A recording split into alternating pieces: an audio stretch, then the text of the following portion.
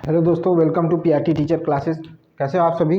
उम्मीद करता हूँ अच्छे होंगे, पढ़ाई कर रहे होंगे। चलिए शुरू करते हैं आज का सेशन। आज के सेशन में हम लोग चैप्टर पढ़ेंगे फ्रिक्शन। ठीक है, फ्रिक्शन को पढ़ना है हमको। ठीक है, और इसको भी आज हम लगभग ख़त्म कर देंगे।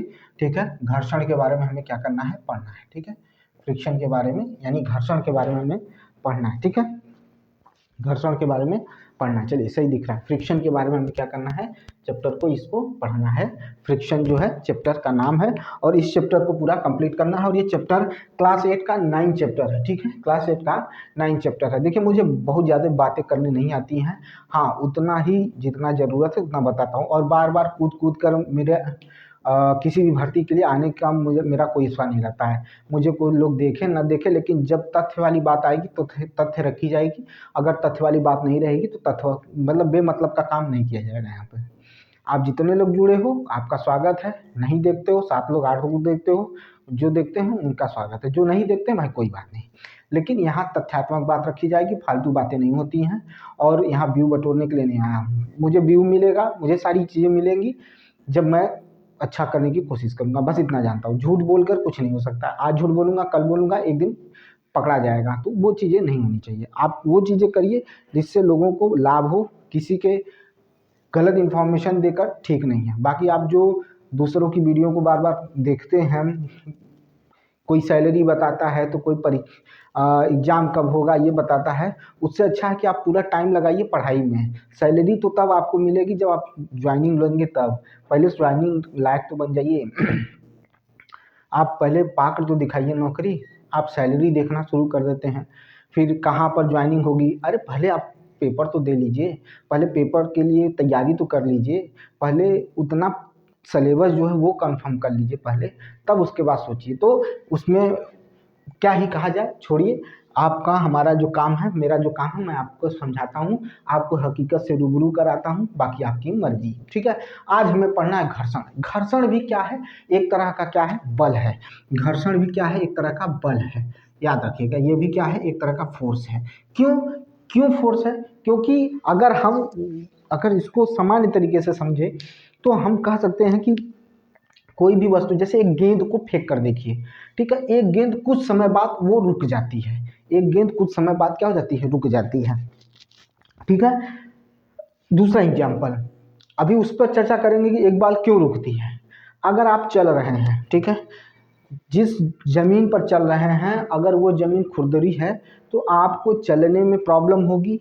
अगर आप नंगे पाँव हैं तो भी प्रॉब्लम होगी। अगर आप चप्पल पहने, स्लीपर पहने हुए या शूज पहने हुए तो भी प्रॉब्लम होगी। अगर ऐसी ज़मीन पे चल रहे हैं जो बहुत चिकनी है तो उस पर आप पैर बड़ा संभाल संभाल के रखते हैं, क्योंकि आपको डर लगता है कि आप फिसल जाएंगे। ठीक है, वहाँ पर भी घर्षण काम करता है, घर्षण बल काम करता है। ठीक है, समझ में आई बात, घर्षण बल काम करता है। अगर आपको बालू में दौड़ने को कह दिया जाए तो आप दौड़ कर दिखाइए, वहाँ पर घर्षण बल काम करता है। ठीक है, वहाँ पर भी क्या करता है, घर्षण बल काम करता है। पानी में दौड़ कर दिखाइए, वहाँ पर भी घर्षण बल काम करता है। आप एक समतल जमीन पर दौड़ के दिखाइए, वहां पर भी घर्षण बल काम करता है। ठीक है, जब आप बालू में दौड़ते हैं तो क्योंकि बालू क्या होता है, बहुत ही खुरदुरा होता है, चलायमान होता है, तो आपके पैरों को पीछे की तरफ जब आप ढकेलते हैं तो वो, आप जब आगे की तरफ बढ़ते हैं तो आपके पैर को पीछे की तरफ लेके आता है। ठीक है, यानी घर्षण बल हमेशा द्वारा आपके द्वारा लगाए गए बल के विपरीत लगता है। ठीक है, फिर से सुनिएगा, घर्षण बल हमेशा आपके द्वारा लगाए गए बल के विपरीत लगता है। अगर घर्षण बल, ध्यान से सुनिएगा, अगर घर्षण बल आगे की तरफ, अगर आप आगे की तरफ बल लगा रहे हैं तो घर्षण बल हमेशा पीछे की तरफ लगेगा। अगर आप बल पीछे की तरफ लगा रहे हैं तो घर्षण बल हमेशा आगे की तरफ लगेगा। याद रखिएगा, यही चीज देखने को मिलता है जब एक कोई लड़का है, ठीक है, अगर वो रोड पर चल रहा है और अचानक से उसके पैर के नीचे क्या आ जाए, केले का छिलका आ जाए, तो चूंकि केले का छिलका क्या होता है, चिकना होता है। ठीक है, एक तरह से लुब्रिकेंट का काम करता है। ठीक है, जब उस पर पैर पड़ता है तो घर्षण बल वहां पर क्या हो जाता है, बहुत ही कम हो जाता है, जिसकी वजह से बच्चा फिसलकर गिर जाता है और उसे चोट भी लग जाती है। एक ऐसा जगह जहां पर मिट्टी क्या है, कीचड़ है, ठीक है, और वहां की मिट्टी फिसलने वाली मिट्टी है, वहां पर बच्चा पाँव रखता है, कोई लड़का पाँव रखता है, वो फिसल जाता है और गिर जाता है। क्यों? क्योंकि वहां पर भी घर्षण बल नहीं बन पाया है। घर्षण बल हमेशा याद रखिएगा, घर्षण बल हमेशा वह समतल जमीन की अपेक्षा खुरदरी जमीन पर घर्षण बल अधिक होता है। ठीक है। घर्षण बल जो होता है समतल जमीन की अपेक्षा खुरदरी जमीन पर अधिक होता है, ठीक है, याद रखिएगा। ठीक है, ये चीज़ समझ में आई कि नहीं आई, पहले जितना क्लियर करिए घर्षण बल के बारे में। दूसरी चीज़ सुनिएगा, घर्षण बल कभी भी, ठीक है, घर्षण बल कभी भी क्षेत्रफल पर निर्भर नहीं करता है, क्षेत्रफल पर निर्भर नहीं करता है। घर्षण बल कभी भी क्षेत्रफल पर निर्भर नहीं करता है। घर्षण बल जो सतह है उसकी आकृति पर निर्भर करता है, उसकी आकृति पर निर्भर करता है। घर्षण बल हमेशा उसकी सतह की आकृति पर निर्भर करता है। घर्षण बल हमेशा सतह की आकृति पर क्या करता है, निर्भर करता है। घर्षण बल कभी भी सतह के क्षेत्रफल पर निर्भर नहीं करता है, सतह की क्षेत्रफल पर निर्भर नहीं करता है। घर्षण बल हमेशा याद रखिएगा सतह की आकृति पर निर्भर करता है, यानी जो सतह का आकृति जैसी होगी, ठीक है।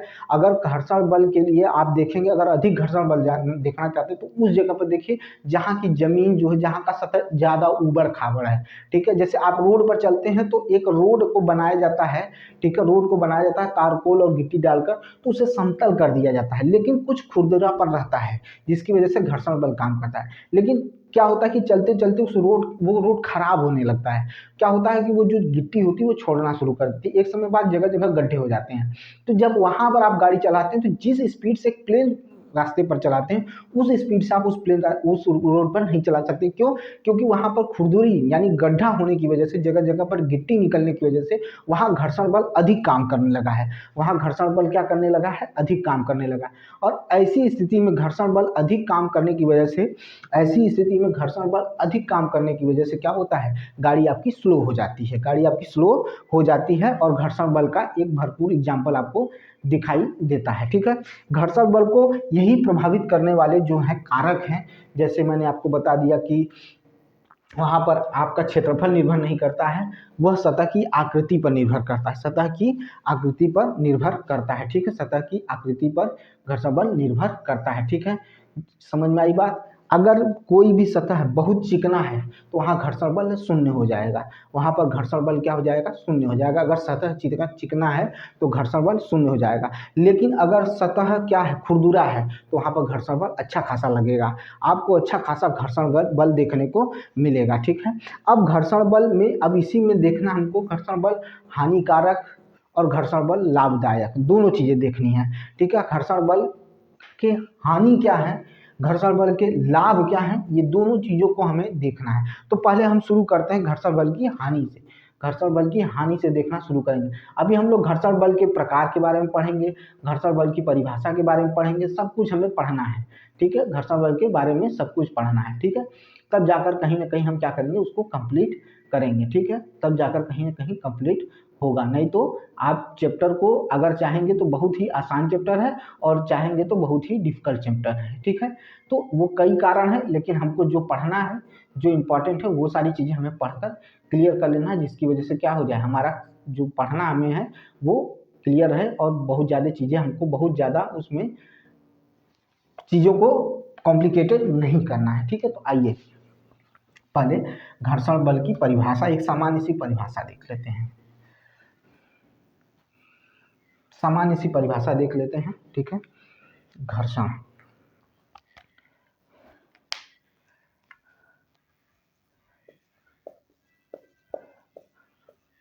घर्षण, घर्षण हमेशा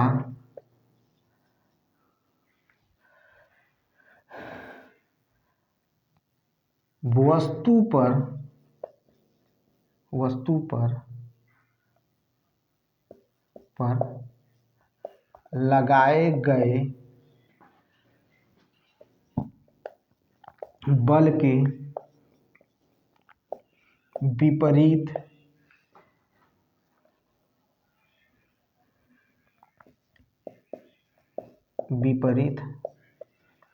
कार्य करता है, लगाए गए बल के हमेशा विपरीत कार्य करता है, ठीक है। हमेशा विपरीत कार्य करता है, ठीक है, विपरीत कार्य करता है, याद रखिएगा। घर्षण बल हमेशा लगाए गए बल के हमेशा विपरीत कार्य करता है, ठीक है। घर्षण बल का यही एक क्या है, आपको चीज़ें देखने को मिलेंगी, ठीक है, याद रखिएगा। अब घर्षण बल क्या है, ठीक है। घर्षण बल के हानि क्या है, घर्षण बल के कारण क्या क्या हानियां देखने को मिलती हैं, सारी चीज़ों को हम क्या करेंगे, पढ़ेंगे। सारी चीज़ों को हम क्या करेंगे, पढ़ेंगे। ठीक है। सारी चीज़ों को क्या करेंगे हम लोग, धीरे धीरे क्या करेंगे, क्लियर करेंगे। अचानक से चीज़ों को नहीं करना है। ठीक है। सब कुछ समझ के पढ़ना है। ठीक है। चलिए, अब ये चीज़ें हो गई। अगर हम जैसे इसको देखें तो यह एक सतह है। ठीक है। यह एक सतह है और एक ये बॉक्स है। ठीक है। मान लीजिए ये बॉक्स पूरी तरह से क्या है, थोड़ा सा भारी बॉक्स है। अब हम इसको इस तरफ खींच रहे हैं, तो घर्षण बल यानी सतह पर लगने वाला घर्षण बल किधर की तरफ लगेगा, तो घर्षण बल इधर की तरफ लगेगा। ठीक है। हम इधर इसको खींच रहे हैं, लेकिन घर्षण बल किधर की तरफ काम करेगा, इधर की तरफ काम करेगा। इधर हम लोग क्या कर रहे हैं, इस चीज को खींच रहे हैं। ठीक है। क्या कर रहे हैं, खींच रहे हैं, इधर फोर्स लगा रहे हैं, इसको इधर की तरफ खींच रहे हैं। लेकिन घर्षण बल क्या है, घर्षण बल किधर लग रहा है, तो इधर की तरफ लग रहा है। ये चीज आप देख लीजिए, पहले इस चीज को समझ लीजिए, फिर आगे की तरफ बढ़ते हैं, फिर आगे की तरफ बढ़ते हैं। ठीक है। ठीक है। आगे की तरफ बढ़ते हैं। ये चीज अगर क्लियर हो गई हो तो हम आगे की तरफ बढ़ें, समझे चीजों को। अब कह रहा है कि घर्षण बल हानिकारक है, हानिकारक है परंतु अनिवार्य है। ठीक है। तो घर्षण बल हानिकारक है परंतु क्या है, अनिवार्य है। फ्रिक्शन और नेसेसरी इविल। ठीक है। तो हानिकारक भी है लेकिन अनिवार्य है। घर्षण बल हानिकारक है लेकिन क्या है भाई, अनिवार्य है। ठीक है। परंतु अनिवार्य है। ठीक है।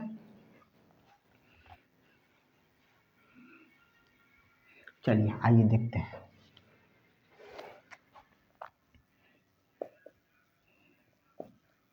घर्षण हानिकारक परंतु अनिवार्य। अब चीजों को समझिएगा। ठीक है। अनिवार्य समझिएगा, चीजों को समझने की कोशिश करिएगा। घर्षण बल के बारे में हम पढ़ रहे हैं। ठीक है। हानिकारक क्यों है उसका भी सबका आपके सामने सबका रिजल्ट रखा जाएगा। जैसे हम सामान्य बात करते हैं, आपका एक आपने नया स्लीपर लिया। ठीक है। एक नया स्लीपर लिया या एक नया शूज लिया। ठीक है। अब उसको आप पहनना शुरू कर रहे हैं, धीरे धीरे पहन रहे हैं, तो घर्षण की वजह से उसका सतह दिन पर दिन क्या होता जा रहा है, चिकना होता जा रहा है। पहले जब शुरुआत में था तो उसमें क्या था, उसके जो सोल होती है या उसका जो निचला सतह होता है उस पर डिजाइन बना होता है, उस पर कटिंग की जाती है, जिसकी वजह से क्या होता है, वो जमीन पर की सतह की आकृति पर पकड़ बनाता है या जमीन की सतह पर पकड़ बनाता है। ठीक है। जिसकी वजह से आपको गिरने नहीं दिया जाता है, लेकिन गिरने तो नहीं दिया जाता है लेकिन आपको चलने में या शुरुआत में आपको चलने में थोड़ी सी क्या होती है, डिफिकल्टीज होती है। अगर उसी शूज को पहनकर आप जैसे रेगिस्तान में चलना हो तो आप चल नहीं पाएंगे। ठीक है। लेकिन धीरे धीरे क्या होता है, वो उसका जो निचली सतह होता है वो धीरे धीरे चिकना होना, मतलब कहते हैं कि खत्म होना शुरू होता है। तो जैसे जैसे वो चिकना होना शुरू होता है तो आप थोड़ा चलने में तो आसानी आपको महसूस होती है, लेकिन याद रखिएगा कि वहां पर घर्षण बल की कमी की वजह से, घर्षण बल की कमी की वजह से आप गिर भी सकते हैं, और मतलब जो शूज है वो कहीं चिकनी जगह पर स्लिप करके आप गिर सकते हैं, और गिरेंगे तो आपको चोट लग जाएगी। तो इसकी वजह से, तो अगर इस निगाह से देखा जाए तो घर्षण बल अनिवार्य है। घर्षण बल क्या है, अनिवार्य है। लेकिन अगर शूज के सतह के आधार पर देखा जाए तो कहीं ना कहीं वो शूज का सतह धीरे धीरे खियाना शुरू हो जाएगा या खराब होना शुरू हो जाएगा।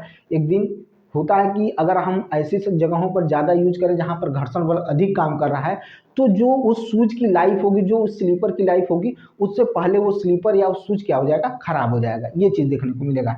यही चीज़ टायरों में देखने को मिलता है।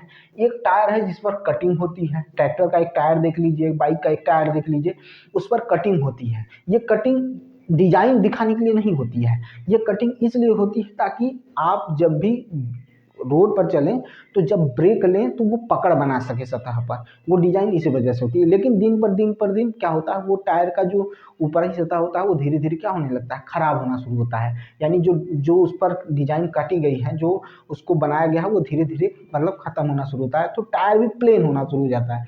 जब टायर प्लेन होना शुरू हो जाएगा तो कहीं ना कहीं वो टायर की लाइफ खत्म होनी शुरू हो जाएगी, और साथ में क्या होगा कि घर्षण बल में कमी आएगी, तो उसमें क्या आने लगेगा, फ्रिक्शन आने लगेगा। ठीक है। अरे सॉरी, स्लिपनेस आने लगेगा, यानी वो स्लिप करना शुरू करेगी।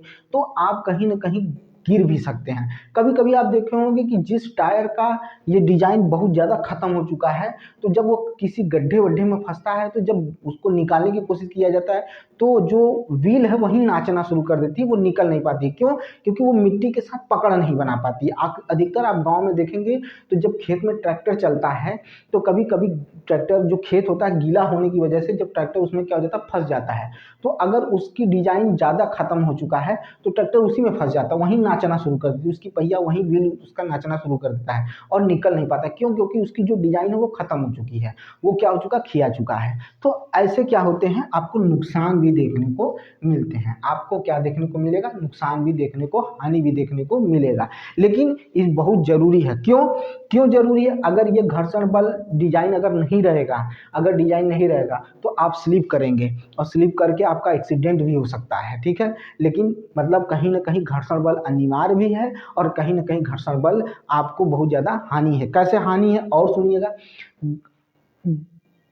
जैसे कि कोई मशीन है, कल पुर्जे उसके हैं, अगर वो चल रहे हैं, ठीक है, अगर उसमें जो लुब्रिकेंट डाला जाता है, अभी लुब्रिकेंट भी बताऊंगा, अगर उसमें लुब्रिकेंट न डाला जाए तो धीरे धीरे वो क्या होंगे, आपस में घर्षण करके गर्म होने लगेंगे और गर्म होकर क्या होंगे, कल पुर्जे खराब भी हो सकते हैं। क्यों? क्योंकि घर्षण बल की वजह से, याद रखिएगा, हीट जनरेट होता है, हीट जरूर निकलता है। घर्षण बल जब करें, घर्षण बल की वजह से क्या होता है, हीट जरूर होता है। आप अपने दोनों हाथों को रगड़िए, क्योंकि हमारा हाथ, आपका हाथ पूरी तरह से प्लेन नहीं है, क्योंकि इसमें खुरदुरा है। तो जब हम इसको रगड़ते हैं तो बड़ी जल्दी हमारा हाथ गर्म होने लगता है। तो हमें यह महसूस होता है कि घर्षण बल की वजह से क्या होता है, हीट जनरेट होता है। क्या होता है? हीट जनरेट होता है, यानी गर्माहट निकलना शुरू हो जाती है। ठीक है, क्या होता है, गर्माहट निकलना शुरू हो जाती है। ठीक है, तो इन सब चीज़ों को देखिए। अब इसी में होता है एक, अब घर्षण बल के प्रकार के बारे में पढ़ेंगे तो सारी चर्चाएं होंगी, सारा चीज़ देखने को मिलेगा। तो चलिए शुरू करते हैं घर्षण बल के बारे में कुछ और चीज़ें। यह हानि के बारे में बताया हूँ, अभी इसके बारे में लिखवा भी दूंगा। ठीक है, तो चलिए देखते हैं। पहले इसमें आपके एनसीईआरटी में सारे घर्षण बल के प्रकार दिए हैं, लेकिन वो बीच बीच में दिया हुआ है। मैं एक तरफ से उसको लिखवा देता हूँ, आपको एक तरफ से लिखवा देता हूँ, लुब्रिकेंट क्या होता है वो लिखवा देता हूँ, ताकि आपको समझ में आए। फिर उसके बाद कौन घर्षण बल ज़्यादा होता है, कौन कम होता है, इसके साथ पूरा चैप्टर आपका खत्म हो जाएगा। आपको बहुत ज़्यादा इसमें बहुत ज़्यादा फैल कर नहीं पढ़ना है, क्योंकि आप एग्जाम देने चल रहे हैं, स्मार्ट पढ़ाई करिए। ठीक है, वो मतलब पूरा बुक आपको पढ़ना है, एनसीईआरटी पूरी बुक नहीं पढ़नी है, आपको उसमें से इंपॉर्टेंट चीज़ों को पढ़ना है, इंपॉर्टेंट पॉइंट्स को पढ़ना है। ठीक है, इस तरह से पढ़ेंगे तभी कुछ कर पाएंगे, नहीं तो फिर आप परेशान रहेंगे। ठीक है, समझ में आई बात? तो चलिए पहले पढ़ते हैं types of friction. Types of friction, ठीक है, टाइप्स ऑफ फ्रिक्शन के बारे में पढ़ेंगे। यह चार तरह के फ्रिक्शन पाए जाते हैं। फ्रिक्शन जो होते हैं वो चार तरह के होते हैं, चार तरह के फ्रिक्शन देखने को मिलते हैं। ठीक है, चार तरह के फ्रिक्शन देखने को मिलता है। ठीक है, आपको चार तरह के फ्रिक्शन देखने को मिलता है और सबके बारे में हम बताएंगे। पहला सुनिएगा ध्यान से, स्थैतिक घर्षण बल। ठीक है, स्थैतिक घर्षण क्या देखने को मिलता है, स्थैतिक घर्षण देखने को मिलता है, जिसे स्टैटिक फ्रिक्शन कहते हैं। क्या कहते हैं? स्टैटिक फ्रिक्शन कहते हैं। पहले चारों का नाम सुनिए, फिर उसके बाद इनके बारे में हम लिखा देंगे। फिर क्या मैं बोल रहा हूँ, फिर से सुनिएगा। स्थैतिक घर्षण यानी स्टैटिक फ्रिक्शन। ठीक है, स्थैतिक घर्षण यानी स्टैटिक फ्रिक्शन। ठीक है, स्टैटिक फ्रिक्शन हो गया। फिर सीमांत घर्षण, क्या बोला हूँ, सीमांत घर्षण। क्या बोला हूँ, सीमांत घर्षण यानी लिमिटिंग फ्रिक्शन। क्या बोला हूँ, लिमिटिंग फ्रिक्शन। सीमांत घर्षण यानी लिमिटिंग फ्रिक्शन। ठीक है, उसके बाद जो गतिज, ठीक है, क्या होता है, गतिज घर्षण होता है, या सर्पी घर्षण भी कहा जाता है। गतिज घर्षण या सर्पी घर्षण कहते हैं, गतिज घर्षण या सर्पी घर्षण कहते हैं, गतिज घर्षण या सर्पी घर्षण कहते हैं। अब ये गतिज घर्षण और सर्पी घर्षण क्या होते हैं, उनके बारे में भी हम पढ़ेंगे। पहले इसको पढ़ लें तो इसको कहा जाता है स्लाइडिंग फ्रिक्शन कहा जाता है। फिर होता है लोटनी। क्या होता है, लोटनी। ठीक है, क्या होता है, लोटनी घर्षण होता है। क्या होता है, लोटनी घर्षण होता है, या लोटनिक घर्षण भी कहा जाता है। क्या कहा जाता है, लोटनिक घर्षण भी कहा जाता है। इसी को रोलिंग घर्षण भी कहा जाता है। आप जब सिलेंडर टाइप की चीज़ों को एक जगह से दूसरी जगह ले जाना चाहते हैं तो उसे रोलिंग करके ले जाएंगे तो आसान होगा, उसको खींच के ले जाना आसान नहीं है, ठीक है, उसको रोलिंग करके ले जाना बहुत आसान है, ठीक है। लेकिन हम स्क्वायर को तो रोलिंग करके नहीं ले जा सकते हैं, तो कुछ चीज़ें ऐसी होती हैं जिनको रोलिंग करके ले जाना बहुत आसान हो जाता है, ठीक है। तो याद रखिएगा, तो 4 तरह के हमको क्या पढ़ने हैं, फ्रिक्शन पढ़ने हैं, 4 तरह के फ्रिक्शन पढ़ने हैं, ठीक है। पहला, दूसरा, तीसरा, फिर चौथा, ठीक है।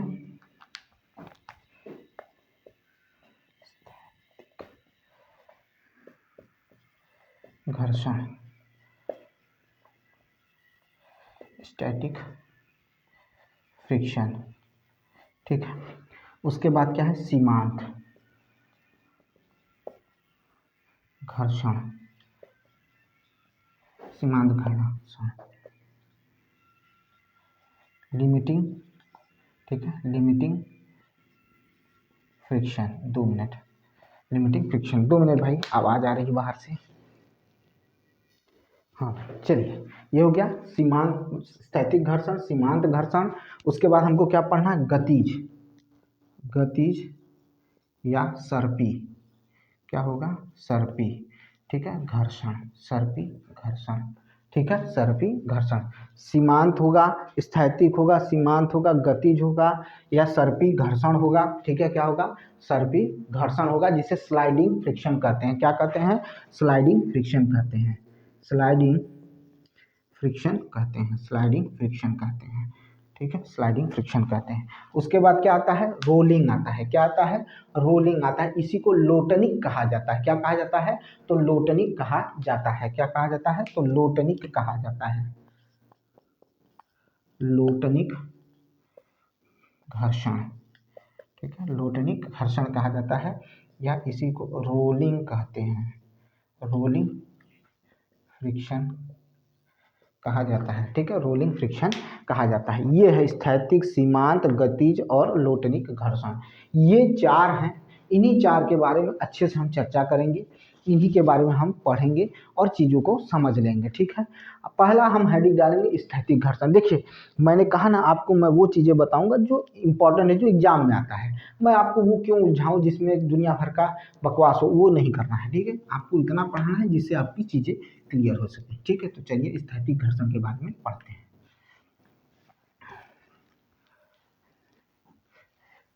ठीक है। स्थैतिक घर्षण के बारे में पढ़ना है। स्थैतिक घर्षण के बारे में जैसे ही पढ़ लेंगे चीज़ें समझ में आ जाएंगी, आगे बढ़ेंगे।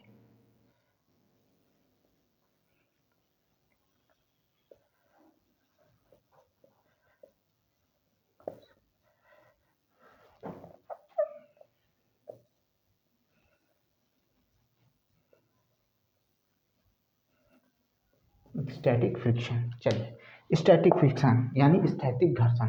क्या होता है स्थैतिक घर्षण, स्थैतिक घर्षण से सिर्फ इतना समझिए कि किसी भी टेबल पर कोई भी एक वस्तु जो स्थिर अवस्था में है, कैसी अवस्था में, स्थिर अवस्था में, वो स्थिर अवस्था में कैसे है, कैसे वो स्थिर अवस्था में है, ठीक है, ठीक है, वो कैसे स्थिर अवस्था में है, यह तब स्थिर अवस्था में होती है जब उस पर स्थैतिक घर्षण बल कार्य करता है।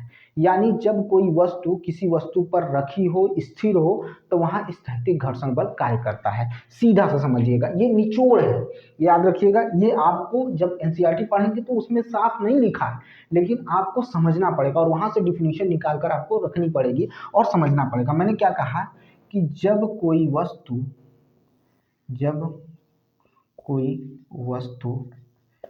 वस्तु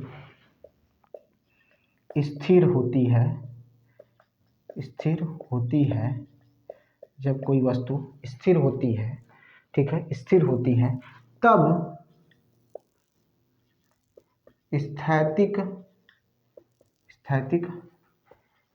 घर्षण कार्य करता है, स्थैतिक घर्षण कार्य करता है, ठीक है। जब कोई वस्तु स्थिर होती है या स्थिर अवस्था में होती है, तब वस्तु पर कौन सा बल कार्य करता है, तो स्थिर अवस्था में होती है तो उस पर स्थैतिक घर्षण कार्य करता है। स्थैतिक घर्षण क्या होता है, कार्य करता है, याद रखिएगा, स्थैतिक घर्षण कार्य करता है। बहुत से एग्जाम्पल हैं, जैसे ये कप रखा हुआ है, ठीक है। इस पर ये क्या है, कप रखा हुआ है, इसी पर बुक रख दीजिए, किसी भी वस्तु पर टेबल पर रख दीजिए, उस पर देखिए आपको मिलेगा।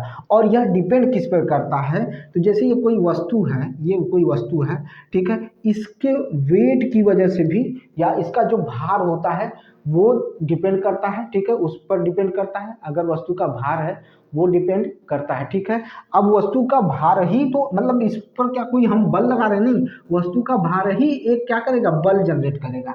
वो बल जनरेट होगा जिसकी वजह से क्या होगा कि इसके बल के विरोध में, इस फोर्स के विरोध में अगेंस्ट में क्या लगेगा, फ्रिक्शन फोर्स लगना शुरू हो जाएगा। इसी को क्या कहते हैं, स्थैतिक घर्षण कहते हैं। क्या कहते हैं, स्थैतिक घर्षण कहते हैं। समझ में आ गया होगा, तो आगे बढ़ा जाए। अब हमें पढ़ना है लिमिटिंग फ्रिक्शन यानी सीमांत घर्षण के बारे में पढ़ना है, लिमिटिंग फ्रिक्शन, ठीक है। चलिए लिमिटिंग फ्रिक्शन के बारे में देखिए।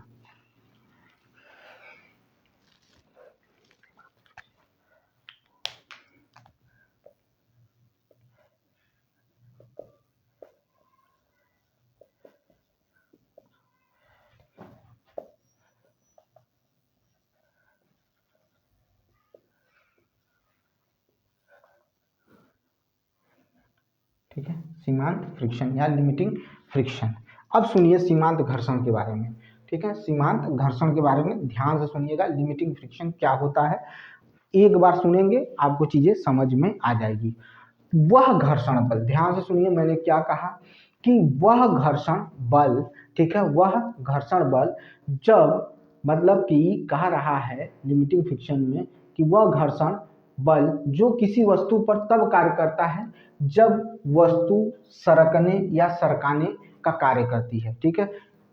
जब वस्तु सरकने या सरकाने का कार्य करती है तब हमारा सीमांत घर्षण कार्य करता है, ठीक है। सीमांत घर्षण बल कार्य करता है जब वस्तु सरकने या सरकाने को होती है तो हम सीमांत घर्षण बल देखने को हमको मिलता है, ठीक है। सीमांत घर्षण बल कब देखने को मिलता है, जब वस्तु को हम क्या करते हैं, सरकाने का या सरकने या सरकाने का कार्य करते हैं, तब हमें सीमांत घर्षण बल देखने को मिलता है, ठीक है। हमें वो समझ में आ गया कि वस्तु स्थिर थी, अब इसमें वस्तु गति कर रही है, तो हमने क्या कहा,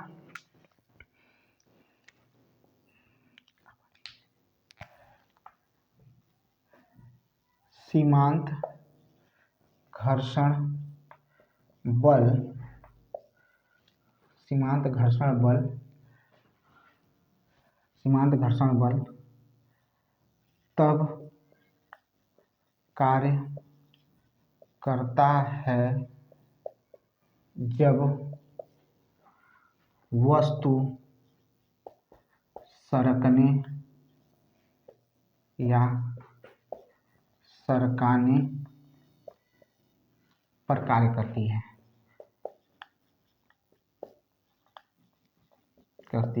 इतना याद रखिए, इतना समझिए कि हम जब किसी वस्तु को सरकाने या सरकने या सरकाने का कार्य करते हैं तो वहां पर सीमांत घर्षण बल कार्य करना शुरू कर देता है, सीमांत घर्षण बल कार्य करना शुरू कर देता है। ये है आपका क्या है, तो ये लिमिटिंग घर्षण बल है। जैसे हम किसी भी स्क्वायर को, कोई भी वस्तु है उसको ढकेलने की कोशिश करते हैं तो एक वस्तु दूसरी वस्तु पर क्या होती है, सरक रही है, तो वहां पर कौन सा काम करता है, सीमांत घर्षण बल कार्य करता है, सीमांत घर्षण बल कार्य करता है, ठीक है। सीमांत घर्षण बल क्या करता है, कार्य करता है, ठीक है।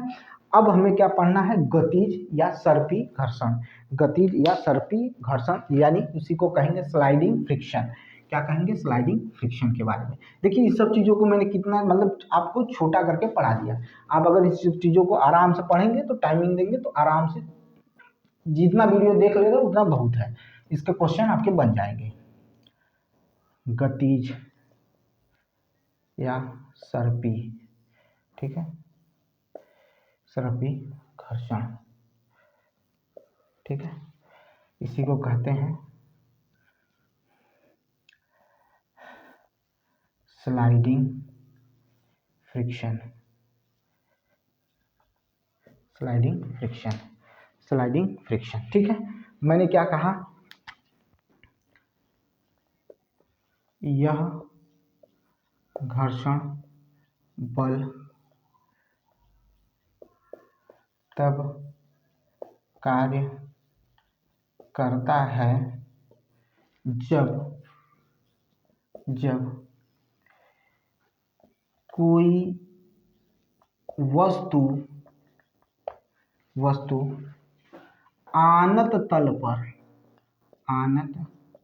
पर, ठीक है, आनत तल कैसा होगा, कैसा आप महसूस करते हैं आनत तल, अभी आपको फिगर के जरिए दिखा दिया जाएगा कि आनत तल कैसा होता है, ठीक है, इंक्लाइन कैसा होता है, ठीक है। आनत तल पर फिसल रही होती है, आनत तल पर फिसल रही होती है, फिसल रही होती है, जैसे ये हो गया।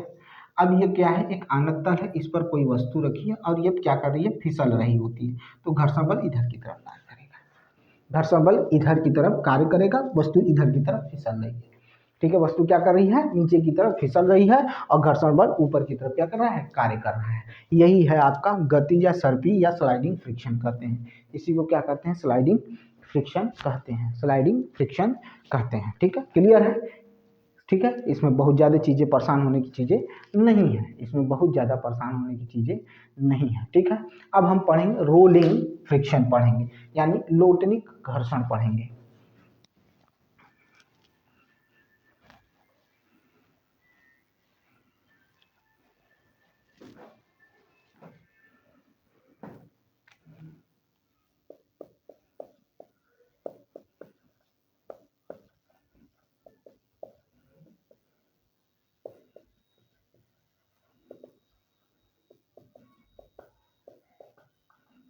ठीक है, रोलिंग फ्रिक्शन। देखिए लोटनिक घर्षण क्या होता है, जैसे यह एक सतह है, ठीक है, यह एक सतह है, ठीक है, इसको ऐसे समझिए और भी आगे से समझिए, ठीक है, ऐसे ये समझिए, यह एक सतह है और इस सतह पर हमने क्या रख लिया है, एक कैसे बनाएं आपके लिए, पहले ऐसे बना लेते हैं, एक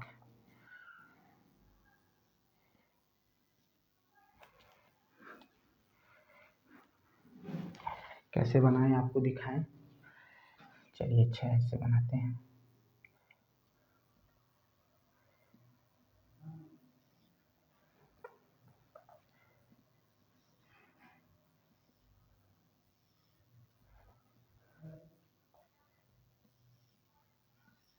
ठीक है।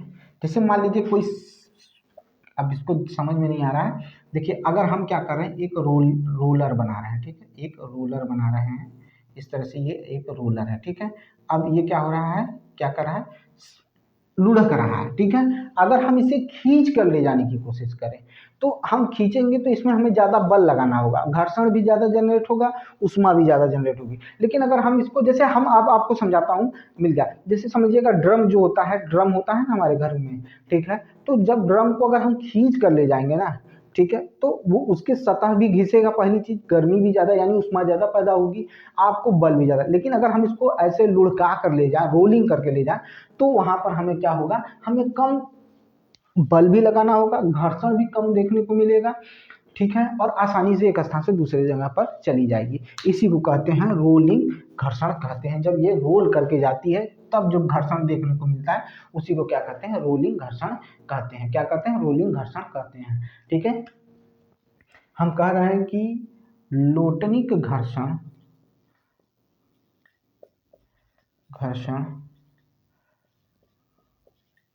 बल तब कार्य करता है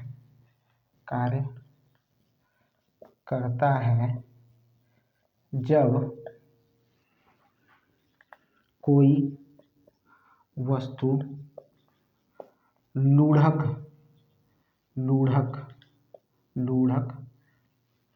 रही होती है, जब कोई वस्तु क्या कर रही हो, लुढ़क रही होती है, क्या कर रही हो, लुढ़क रही होती है, जब कोई वस्तु लुढ़क रही होती है तब हमारा लोटनिक घर्षण बल कार्य करता है, ठीक है। देख लीजिए भाई, लोटनिक घर्षण बल कार्य देखने को मिलता है। चलिए अब आगे की तरफ चलते हैं, हमने ये चीज पढ़ा दी, अब इनके बीच में कंपैरिजन देखना है, ठीक है, अब इनके बीच में कंपैरिजन देखने को मिलेगा और उसी को आपको नोट डाउन भी करना है, ठीक है। कुछ चीजें और भी बीच में बताते चलूंगा, समझ जाइएगा, आपको सारी चीजें समझ में आ जाएंगी, ठीक है। अब आपको यही समझना है, देखिए ध्यान से सुनिएगा, हम पहले क्या करेंगे कि इनके बीच के कंपैरिजन को देखेंगे, अगर हम इनका कंपेयर कर लेंगे तो चीजें हमें समझ में आ जाएगा, ठीक है। तो स्थैतिक घर्षण यानी स्थैतिक घर्षण, स्थैतिक घर्षण, स्थैतिक घर्षण, इसके बारे में चर्चा हो गई है। इसके बारे में मैंने बताया कि कोई वस्तु अगर स्थिर है तब उस पर जो घर्षण देखने को मिल रहा है उसी को स्थैतिक घर्षण कहते हैं। स्थैतिक घर्षण सबसे अधिक होता है, ठीक है, और ये गतिज, इसके बाद क्या आता है, गतिज या सर्पी आता है। क्या आता है, सर्पी आता है, ठीक है, सर्पी आता है। फिर इसके बाद ये आता है। और सबसे कम कौन होता है उसकी बात कर लेते हैं। तो सबसे कम कौन होता है, लोटनिक होता है, लोटनिक होता है, लोटनिक होता है। सबसे कम कौन होता है, लोटनिक होता है, याद रखिएगा, ठीक है, ठीक है। समझ में आया कि नहीं आया, इसी को डाल लीजिए, इसी पर आपको कंपैरिजन देखने को मिलेगा, ये चीज याद रखिएगा, इसी पर कंपैरिजन देखने को मिलेगा, ठीक है, ठीक है। ध्यान से सुनिएगा, मैं बताने चल रहा हूँ, मैं दो चीजों में बताने इसमें कंपेयर कर रहा हूँ। बॉल बियरिंग देखे हैं, ball bearing, bearing, ball bearing, यह बॉल बियरिंग जो होता है वह गतिज घर्षण को, गतिज घर्षण को लोटनिक घर्षण में बदल देता है, लोटनिक घर्षण में बदल देता है, ठीक है, लोटनिक घर्षण में बदल देता है। बॉल बियरिंग जो होता है गतिज घर्षण को लोटनिक घर्षण में बदल देता है, सर्पी घर्षण को लोटनिक घर्षण में बदल देता है, सर्पी घर्षण में बदल देता है। याद रखिएगा किस में बदल देता है, सर्पी घर्षण में बदल देता है, ठीक है, सर्पी घर्षण में बदल देता है, ठीक है, ठीक है, समझ में आई बात। तो इससे क्या निकल कर आ रहा है, इससे यह निकल के आ रहा है कि जो गतिज घर्षण है यह जो होता है इससे कम कौन होता है, लोटनी घर्षण होता है। क्योंकि भाई गतिज घर्षण को लोटनी घर्षण में बदलने का काम क्यों किया गया है, क्यों किया गया है भाई, ताकि हमें घर्षण कम देखने को मिले, जो बियरिंग है वो कम घर्षे, यह पहिए के बीच में लगा होता है जिसकी वजह से पहिया क्या करती है, मूवमेंट करती है। तो यानी इसका मतलब ये हुआ कि ये हमें देखने को मिल रहा है। तो पहला एग्जाम्पल देखने को मिला, बॉल बियरिंग जो होता है वो गतिज घर्षण को लोटनिक घर्षण में बदल देता है। भाई क्यों बदल रहे हैं, क्यों बदल रहे हैं, इसलिए बदल रहे हैं ताकि घर्षण बल कम लगे। तो कौन सा घर्षण बल ज्यादा है, तो गतिज घर्षण बल ज्यादा है, सर्पी घर्षण बल ज्यादा है। किससे ज्यादा है, तो लोटनी से है, तो लोटनी कम लगे, इसी वजह से हम बॉल बियरिंग का यूज करते हैं, इसी वजह से हम क्या करते हैं, बॉल बियरिंग का यूज करते हैं, ठीक है। अगर इतना समझ में आ गया हो तो आगे चले। इसी तरह से रोड रोलर जो होता है, ठीक है, वो भी क्या होता है, वो भी लोटनिक घर्षण दिखाता है। हम गतिज घर्षण का यूज उस पर नहीं करते हैं, उसको भी हम लोटनी घर्षण में बदल देते हैं ताकि घर्षण बल का जो प्रभाव हो वो कम देखने को मिले, ठीक है, वो कम देखने को मिले। हमें अगर कोई भी देखते हैं ट्रॉली बैग होता है उसमें छोटी छोटी पहिया लगा दिया जाता है, ठीक है, ताकि वो आसानी से हम उसको खींच सके, घर्षण देखने को कम मिले, घर्षण देखने को कम मिले, ठीक है। समझ में आई बात भाई। अगर आगे की तरफ चलें तो आगे की तरफ पढ़ते हैं, ठीक है। अब देखिए ध्यान से सुनिएगा, हम पढ़ने चल रहे हैं घर्षण बल के लाभ एवं हानि, घर्षण बल के लाभ एवं हानि, प्रॉफिट एंड लॉस पढ़ने चल रहे हैं। किसके बारे में, घर्षण बल के बारे में।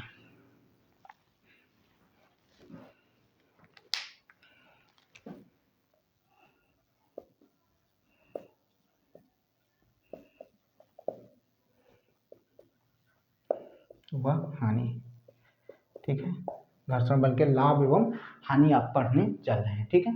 घर्षण बल के कारण लाभ एवं हानि पढ़ने चल रहे हैं। अगर चाहे चिकना सतह हो, जैसे कीचड़ वाला सतह हो, या अगर बर्फ है, बर्फ जमी हुई है, अगर वो जमकर चिकनी हो गई हो तो वहाँ घर्षण बल कम देखने को मिलता है। और ऐसी स्थिति में आप जब उस पर चलते हैं तो फिसल के गिरने का खतरा रहता है, फिसल कर क्या हो जाता है, आप गिर सकते हैं, ठीक है, फिसल कर गिर सकते हैं, ठीक है, ठीक है, क्या होता है, फिसल कर गिर जाते हैं। तो घर्षण बल कम होने के कारण, घर्षण बल कम होने के कारण देखिए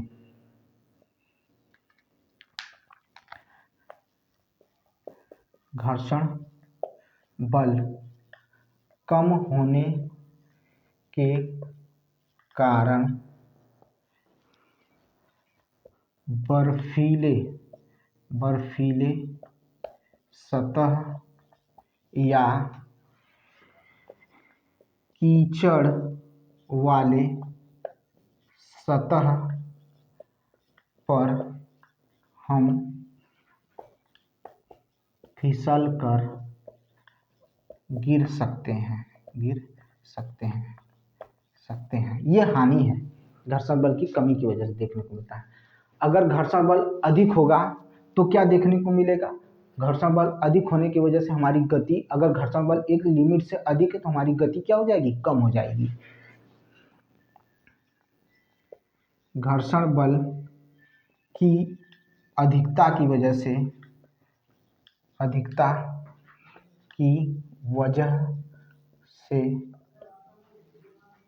हम चलने के लिए अधिक बल लगाते हैं।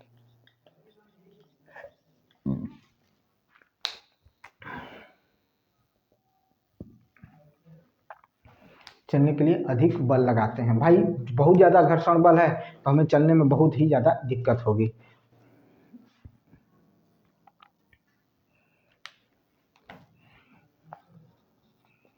घर्षण बल की अधिकता की वजह से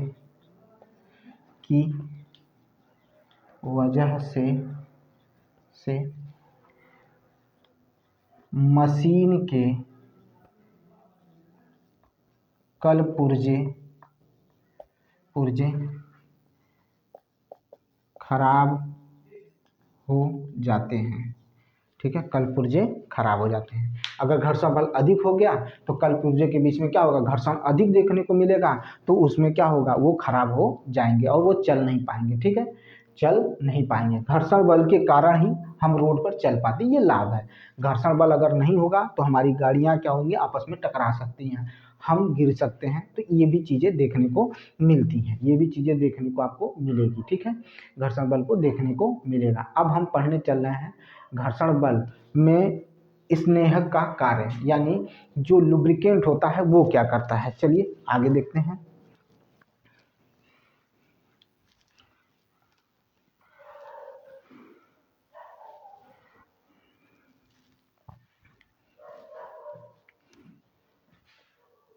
स्नेहक यानी लुब्रिकेंट, ध्यान से सुनिएगा भाई।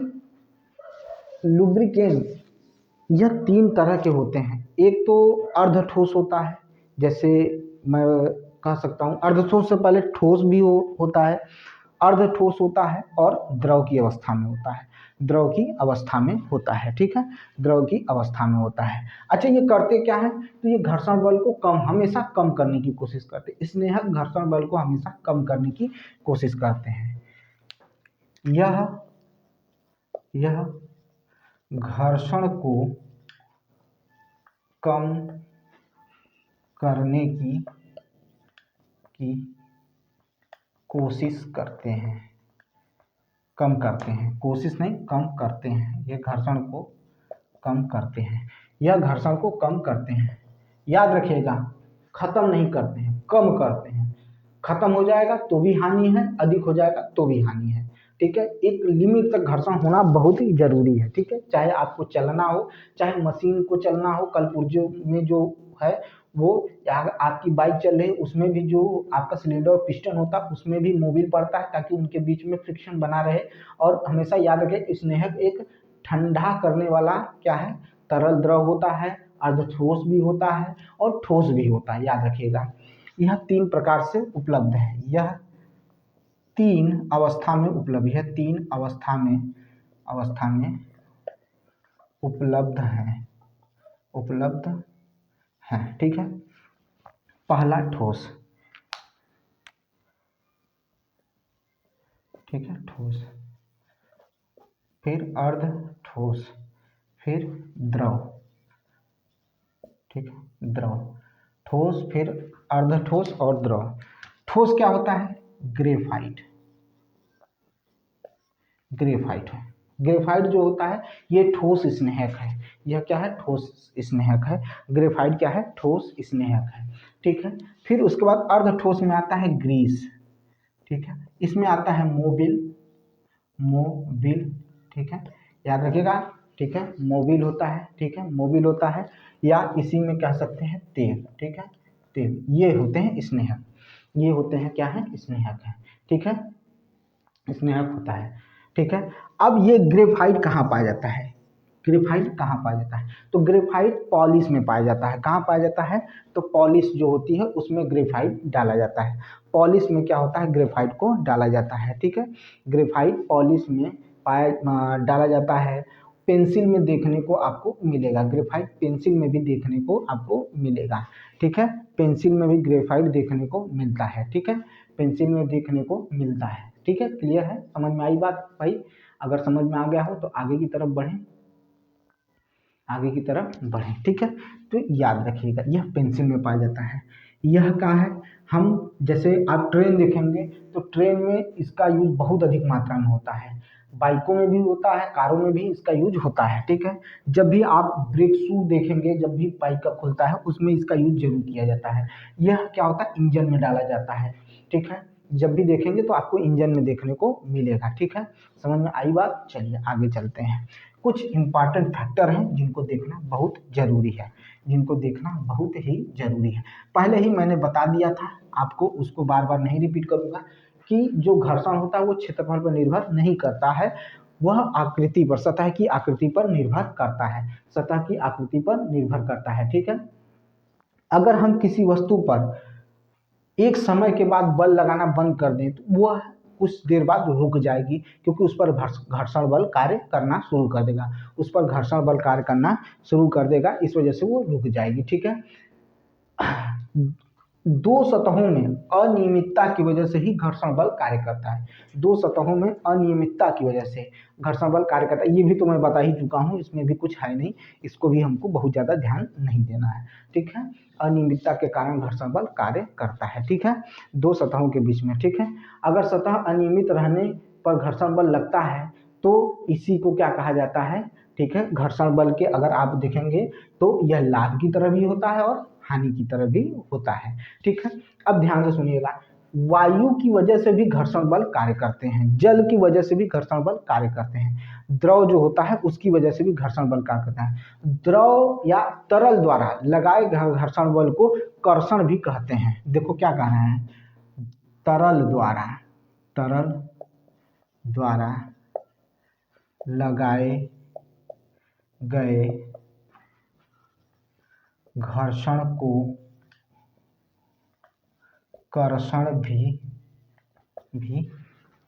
कहते हैं, कहते हैं, ठीक है, तरल द्वारा लगाए गए घर्षण को कर्षण भी कहते हैं, तरल द्वारा लगाए गए घर्षण को कर्षण भी कहते हैं, ठीक है, याद रखिएगा, तरल द्वारा लगाए गए घर्षण को कर्षण भी कहा जाता है, ठीक है, घर्षण को कर्षण भी कहा जाता है, ठीक है, तरल द्वारा लगाए गए घर्षण को कर्षण भी कहते हैं, ठीक है, याद रखिएगा, भूलना नहीं है आपको, ठीक है, भूलना नहीं है, ठीक है, वायु वायुयान जो होता है वायु के घर्षण की वजह से क्या होता है, प्रभावित होता है, उसी तरह से पंछी भी होते हैं, अगर बहुत तेजी से हवा चल रही है तो पक्षी जब आगे की तरफ जिस दिशा में चलना चाह रहे हैं और हवा उसके विपरीत दिशा में चल रही है तो उन्हें घर्षण बल का सामना करना पड़ता है, हवा की वजह से ही घर्षण बल जनरेट होना शुरू हो जाता है, ये याद रखिएगा, और मछली भी जब जल में तैरती है तो जल जिस दिशा में बह रहा है अगर उसके विपरीत दिशा में अगर मछली चलना शुरू कर रही है तो उस पर घर्षण बल कार्य करेगा,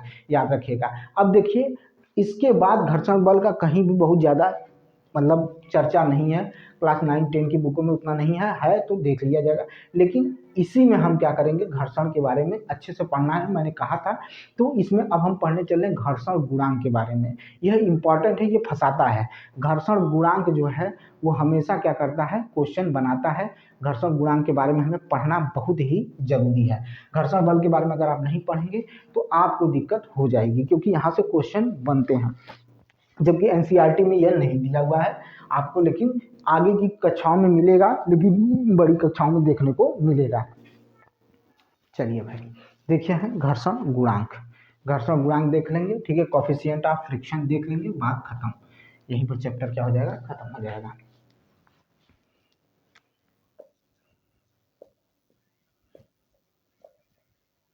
गुणांक सुनिएगा, घर्षण बल, ठीक है, घर्षण बल, ठीक है, घर्षण बल का मान, ठीक है, घर्षण बल का मान अभिलंब प्रतिक्रिया बल के समानुपाती होता है। क्या बोल रहा हूं? घर्षण बल का मान, घर्षण बल का मान अभिलंब प्रतिक्रिया बल के समानुपाती होता है, समानुपाती होता है। अभी समझाता हूं, समझिएगा।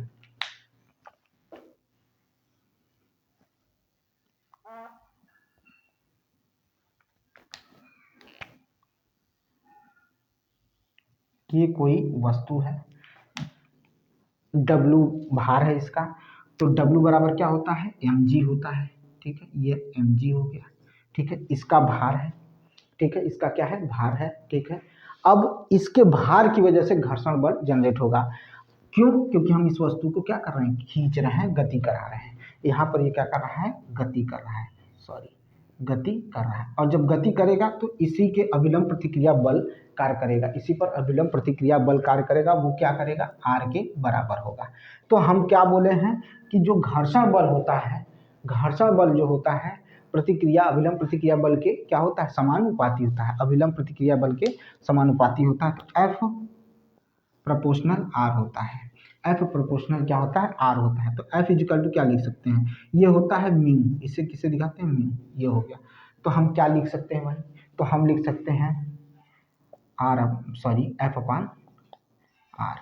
चूंकि दोनों क्या है? घर्षण बल है, दोनों क्या है? बल है। तो बल न्यूटन से दिखाते हैं, तो ऊपर भी न्यूटन नीचे भी न्यूटन है, तो ये कट जाएंगे, तो क्या होंगे? यानी इसका मतलब हो गया यह जो है, ये जो है, ये जो है, ये घर्षण गुणांक जो है, ये क्या है? बीमाहीन होता है। क्या होता है? बीमाहीन होता है, ठीक है। क्यों होता है? चूंकि चूंकि चूंकि मात्रकहीन है, मात्रकहीन है, चूंकि मात्रकहीन है इस वजह से बीमाहीन होगा। इसकी वैल्यू 0 से 1 के बीच में रहती है, इसकी वैल्यू 0 से 1 के बीच में। ये हो गया होगा, इसका स्क्रीनशॉट ले लीजिए। इसका मान 0 से 1 के बीच होता है, बीच होता है, 1 के बीच होता है। बस इतना ही है, इतना याद रखिए, चीजें आपको क्लियर हो जाएंगी। और याद रखिएगा, घर्षण बल के अधीन किया गया कार्य हमेशा ऋणात्मक होता है, घर्षण बल के अधीन किया गया कार्य हमेशा ऋणात्मक होता है। ये रहा आपका घर्षण बल का पूरा चैप्टर खत्म हुआ एक वीडियो में। कैसा लगा जरूर शेयर करिएगा, सभी को सब्सक्राइब करिए मेरा चैनल और कमेंट जरूर करिएगा, ठीक है। प्लीज़ वॉच और ज़रूर देखिए और कमेंट करके सब्सक्राइब करिए मेरा चैनल अगर आपको अच्छा लगता है। और अगले वीडियो में हम अगला चैप्टर लेके आएंगे बहुत ही जल्द, क्लास 8 का चैप्टर खत्म करके 9 पे चलेंगे। मिलते हैं नेक्स्ट वीडियो में, बहुत बहुत धन्यवाद।